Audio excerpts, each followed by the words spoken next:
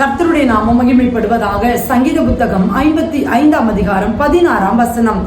நானோ தேவனே உம்மை நோக்கி கூப்பிடுவேன், கர்த்தர் என்னை ரட்சிப்பார். எனக்கு பிரியமான தேவ ஜனமே, ஆண்டவருடைய வார்த்தை சொல்லுகிறது.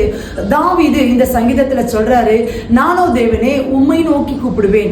எப்படி நானோ அப்படின்னா, நான் கூப்பிடுறேன், நான் உங்களை மட்டும்தான் கூப்பிடுறேன், உங்களை மட்டும்தான் நம்பி இருக்கிறேன் அப்படின்றத அவர் இந்த இடத்துல பதிவு பண்றார். அப்போ நம்ம எப்படி இருக்கிறோம் அப்படி நம்ம இன்னைக்கு இந்த வசனத்தின் மூலமா நம்மை நாம் நிதானிப்போமா?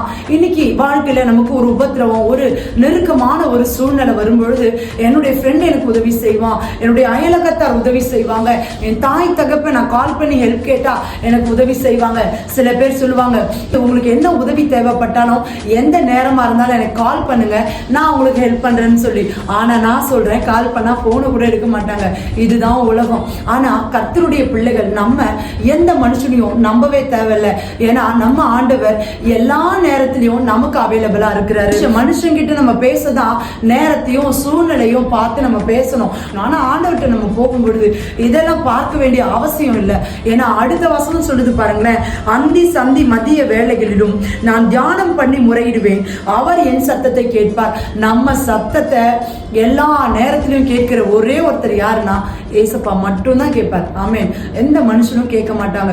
உதவி செய்யறேன்னு சொல்லுவாங்க, நீங்க என்கிட்ட கேளுங்கன்னு சொல்லுவாங்க, நமக்கு உதவி செய்யறேன்னு வாக்கு கூட பண்ணியிருப்பாங்க. ஆனா அவர்கள் நம்புகிற நம்பிக்கை நமக்கு வருதா? வேத வசனம் சொல்லுகிறது, நாசியில் சுவாசம் உள்ள ஒரு மனுஷனையும் நம்பாதீங்கள் என்று. நம்ம யாரையுமே நம்ப தேவையில்லை. நம்ம கர்த்தரை நம்பினா போதும். கர்த்தர் நம் ஜெபத்தை கேட்பார், நமக்கு இக்கட்டில இருந்து ஒரு விடுதலையும் தருவார்.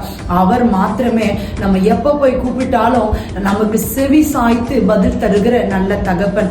இந்த நல்ல தகப்பன் இருக்கும்பொழுது அந்நிய மனுஷர்கள் இடத்துலயும் ஜனங்கள் இடத்தையும் ஏன் நம்ம போனோம்? கர்த்தரை மாத்திரம் சார்ந்து கொள்வோம், அவரை பிடித்துக் கொள்வோம்.